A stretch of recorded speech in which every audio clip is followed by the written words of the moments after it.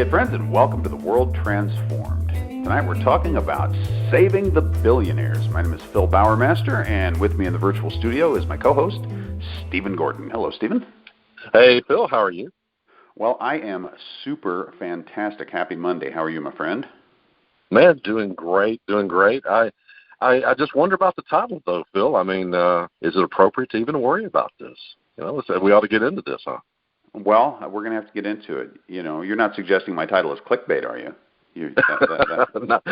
Not even a little, right? You weren't going there, were you? I hope. So we've got. Is there an effort underfoot to save the billionaires? If so, who would be behind it? Take one guess. Okay, it's kind of in the title, but interesting piece that was over on Medium.com. Survival of the Richest by Douglas Rushkoff. This is a really interesting story that this author tells. I guess he's kind of a technologist, a little bit of a futurist, and he's asked to advise a secret meeting of billionaires. And let me read a little snippet from that. Which region will be less impacted by these are questions that the billionaires had for him as he met. He thought he was going to a conference, thought he was going to give a talk to a group, and instead he's in a conference room with like five very rich individuals. So here's what they're asking him. Which region will be less impacted by the coming climate crisis, New Zealand or Alaska? Is Google really building Ray Kurzweil a home for his brain, and will his consciousness live through the transition, or will it die and be reborn as a whole new one? Finally, the CEO of a brokerage house explained that he had nearly completed building his own underground bunker system and asked, how do I maintain authority over my security force after the event? And this is a quote from later. He says, for all their wealth and power, they don't believe they can affect the future. In other words, here these guys are. They're not going to.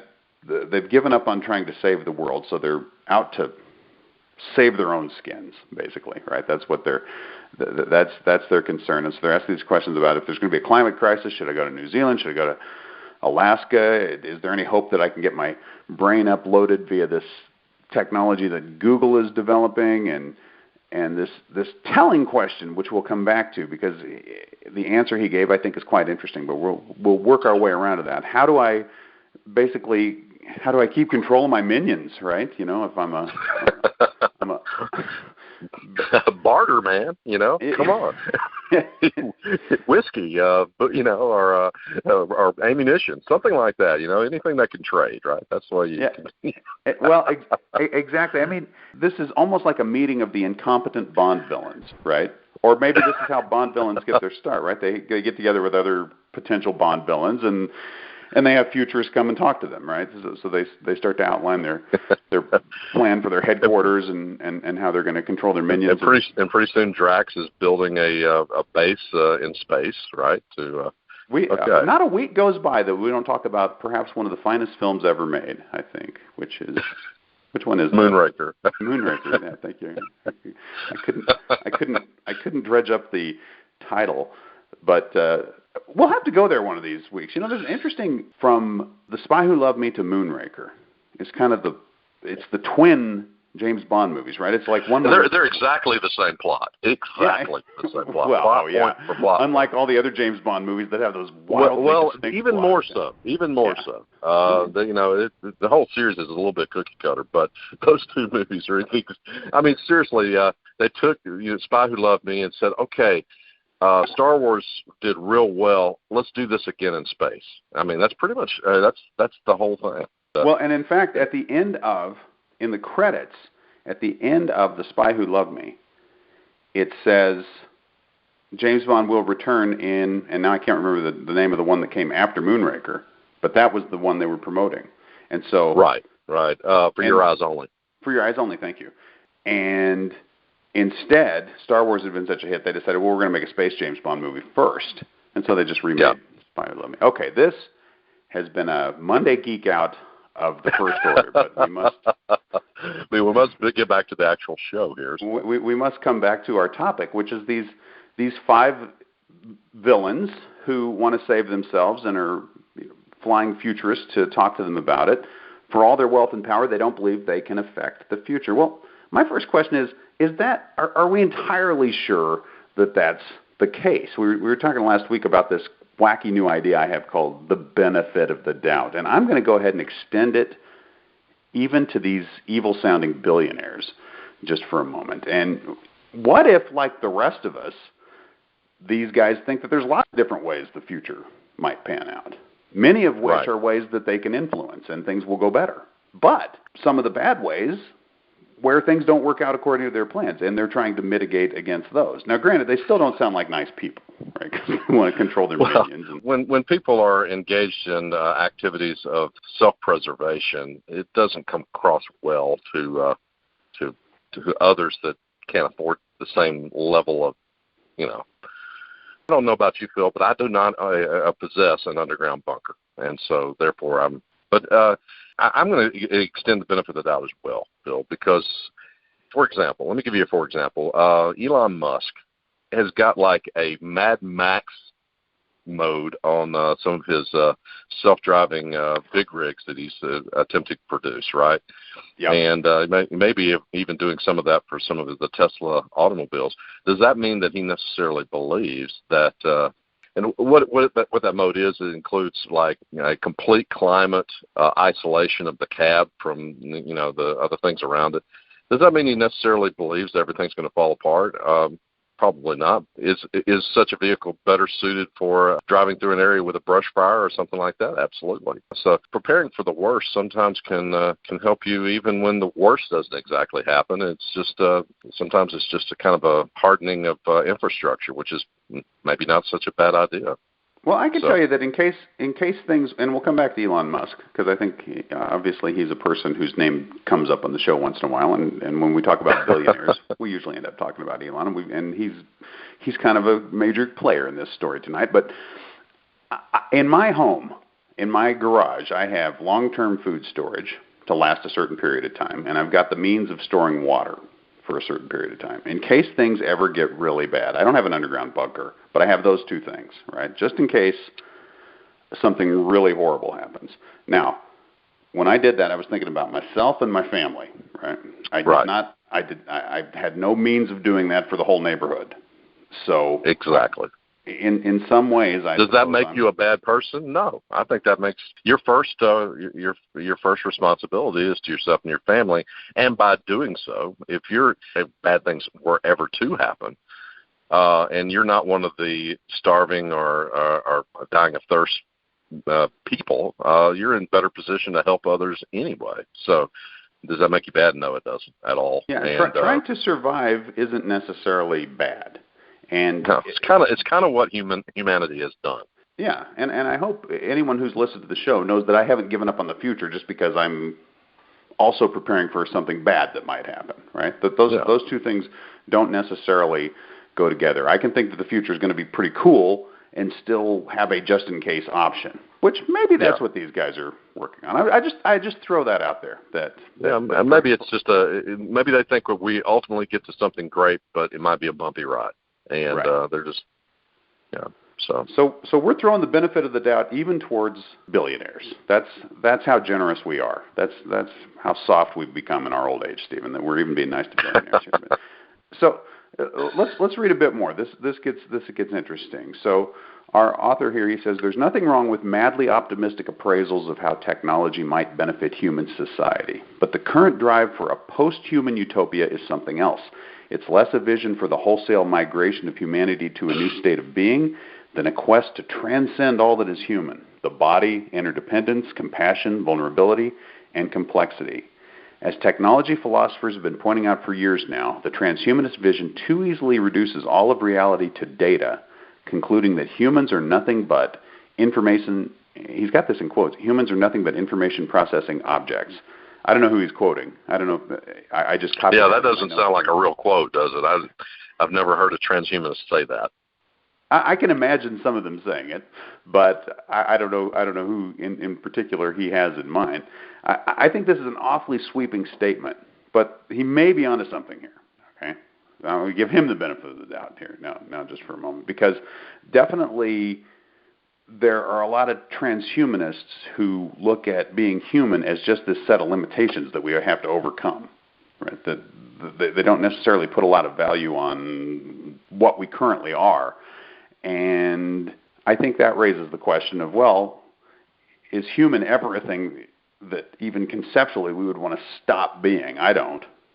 No matter how transhuman I ever become in my craziest fantasies, I still want to be human. You know what I'm saying? So there is just this concept of what it even means to be. You want the emphasis to be on the second half of that compound word, right? Transhuman. Well, exactly. I think a transhuman is a human. A posthuman is a posthuman a human? You know, and if not, what are they? Right? So if we go fully digital. And let's just talk about this for a minute, because we tend to say, hey, if we could just digitize, then it's the same thing, only digital. And it sounds great. You know, we're in a fully immersive virtual reality, but it's just the same as the real world, or it's good enough, and the life you're living could be really awesome just inside that virtual reality. Or there's this digital version of you running, and it's effectively you, because they've copied all the important stuff, and that's you. But you think about the shows we've done over even just the last few weeks, talking about the impact that phones we carry around or social media that we participate in, how profoundly those have changed human interaction and how profoundly those have affected people's lives. And that's just technology that we're using externally, right?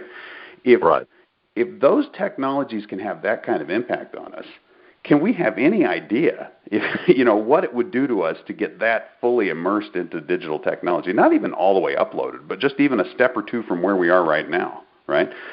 It seems to me that there really are big risks there around society and around the value and, quality of human life that are in play when we talk about moving ahead with these technologies. Does that mean I don't want to? No, it doesn't mean that. Obviously, I'm kind of a fan of technology. But there's something there. I think that those of us who are enthusiastic about these things tend to gloss over just how risky a proposition this might be. I don't know. What do you think? I think it's possible to be excited about the possibilities of the future and still go, you know what, guys, maybe we take baby steps in these directions, because we don't want to lose something that's vital to our humanity. And it's quite possible that you don't realize how important it was to us before it's gone. I don't know. Let me just kind of give an example. Let's say you're a parent that's concerned about your child going off to do something. Nowadays, you might say, well, this 18, 19-year-old, they're nominally an adult, but let's how about put an app on their phone? I can see real time where they're at. That's a very different experience when a child goes off that way, right? You can literally follow them on a moving map and check in with them and the things like that, moment by moment as they drive, right? Versus the experience we had, Phil, when you left home for the first time. I mean, you pretty much probably called once during the first week, right, to let them know that you made it to your college or whatever it was that you were doing then, right? Yeah, every call began with my mom saying, "Why haven't you called?" Right? I mean, it was exactly. Yeah. Well, Mom, I called an hour ago. But I am calling now. You understand? Growing up is a different experience now, right? I mean, it's a different experience now. And is growing up important enough? Is that an important enough thing that if we lose something in the cutting of the apron strings, the cutting of the umbilical cord, whatever, right? Does that mean that people don't grow up quite the same way that they used to? There's arguments to be made there. Do we lose something vital in that now? We can helicopter parent until someone's in their 30s. Exactly. as long as you're able to connect and they haven't shut you off, you can exactly. You can push right on. It's true. That's a great example. I know it's relevant to your life. What you're experiencing. Exactly. It's something I've had to think about recently. But being a parent of kids that age, so anyway. But it's a good example of how, and you think about it. There's nothing better than that, than the concern a parent has for their kid, and technology that enables that is awesome. Well, great. Technology that lets me take better care of my family, perfect. Lets me stay better in tune with my kids, awesome. But you're right. Even good stuff like that can spin us off in unexpected directions. It can have outcomes that we never anticipated and can lead us to places that we never would have guessed. And the kind of independent development of the human adult into their own life, is that at risk? I don't know. I mean, it doesn't seem like it's that big a deal, but you add that to everything else, right? Everything else that the technology is touching, and suddenly you got to scratch your head a little bit and say, well, what is it doing? So let's come back to our hero here and the advice he gave to the billionaires who said, how do I control my people? And I kind of like his answer. He said, they should be engaging with their security staffs as if they were members of their own family. The more they can expand this ethos of inclusivity to the rest of their business practices, supply chain management, sustainability efforts, and wealth distribution, well, I'll just throw that one in. What the heck? The less chance there will be of an event in the first place. And he was talking about how this whole thing was predicated on responding to some kind of event. So nuclear war, climate change, whatever it would be. But this answer doesn't seem wrong to me at all, right? This is a good idea anyhow, right? This ethos of inclusivity, to be thinking about these people as people that you care about. Maybe that would be reciprocal then, if you want them to care for me. Which even makes me think, I've stored food and I've got a means of storing water for myself and my family. Maybe I got put a couple things in the garage that are just to help out the community should things go south. I can't feed and provide water or medical care for all of them, but who knows? Maybe there's something I can do. But at least be aware of it from that point of view. And I think that's a really good idea. But when you swing that back around to these awful transhumanists and their efforts to dehumanize us through their facile technology visions, right? So all transhumanists and all the visionary billionaires, they're really just driven by self-interest. They're never going to have this kind of ethos. Well, re-enter Elon Musk, right? Here he is. Right. Here's our favorite guy to talk about. And what did he do over the weekend? Well, he announced that he had developed a kid-sized submarine to rescue these teens trapped in this cave in Thailand. Now, we're recording this show on Sunday, and it's airing on Monday. So this story is actually breaking as we speak. Elon Musk announced that he had developed this thing and was shipping it to Thailand. And just a couple hours after that, the folks in Thailand announced that they were going to begin rescue operations. So it's entirely possible that this entire story has now played out by the time you're listening to this.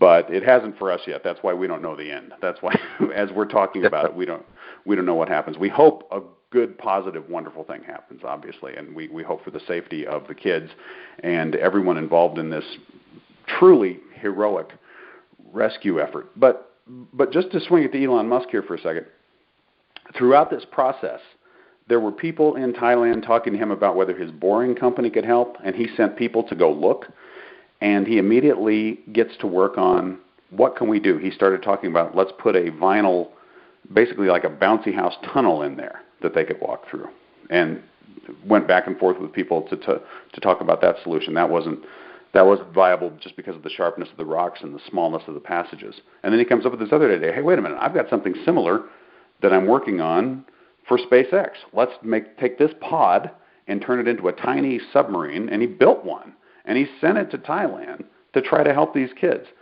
Is this the act of a man who doesn't care about other people, And to do kind of the reverse of the benefit of the doubt, the benefit of cynicism is what I guess I'll call this. Let's just imagine that he's totally motivated by self-interest, and he cares only about the good PR that this would generate. Sure, okay. If he were able to come up with a solution that saves these kids, even under those circumstances, objectively, good has come of it, right? That's true, yeah. Even if some of these billionaires are complete self-interested jerks, their existence and their ability to accomplish things in short order, amazing things like this. How many hours? I mean, because he put teams on it, and he already had 2/3 of what he needed from other projects, right? He was able to accomplish something in just a few hours. How many? They built the thing in 8 hours. Built it in 8 hours. So it was going to take twice as long to fly it to Thailand as it took for them to build it, once they had the idea. Right.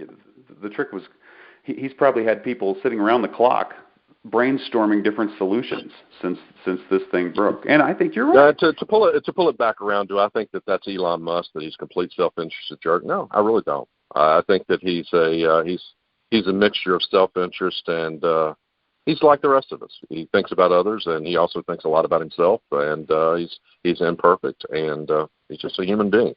But this is an amazing thing that you or I feel would not be in the position to do. So is it good to have a few of these people? Yeah, I think so. I think it is. Yeah. And in the end, that's not the solution that they used, but they might well have. If the boys had been located in a somewhat different place in the cave, and monsoons weren't coming so rapidly, they might well have used the boring company to get a hole down in there and rescue him that way. He could have played a role in this. He did not. But the fact that he immediately made himself available to it and really had people working on a lot of different potential solutions to it, I think says something about Elon Musk. And yeah, he is definitely a self-promoter. There's no question about that. You look at this man, if you know anything about him, you know it because he's made great efforts for you to know things about him. But I think he looks at those kids in that cave and he sees humanity. You know what I mean? Right. It's like that's why he wants to go to Mars. He thinks we're kids trapped in a cave and time's running out. He is driven by a vision of helping humanity, not just of creating an escape hatch for people like himself. And I feel that that's what's truly missing from the analysis by this author. Exactly. I might have had some great ideas for how to help those kids too, but I couldn't build one. Right. You know, I couldn't build a solution and fly to Thailand. You couldn't call together a team of engineers, 100 strong, and say, okay, I need let's build something right now. Yeah, you go on Twitter. Okay, there were literally millions of people thinking up ideas for how to rescue these kids. Right? How many people could actually build the solution and fly it to Thailand? Right, not that many. Right. And he's the one who was actually able to do it. So I like where Rushkoff ends.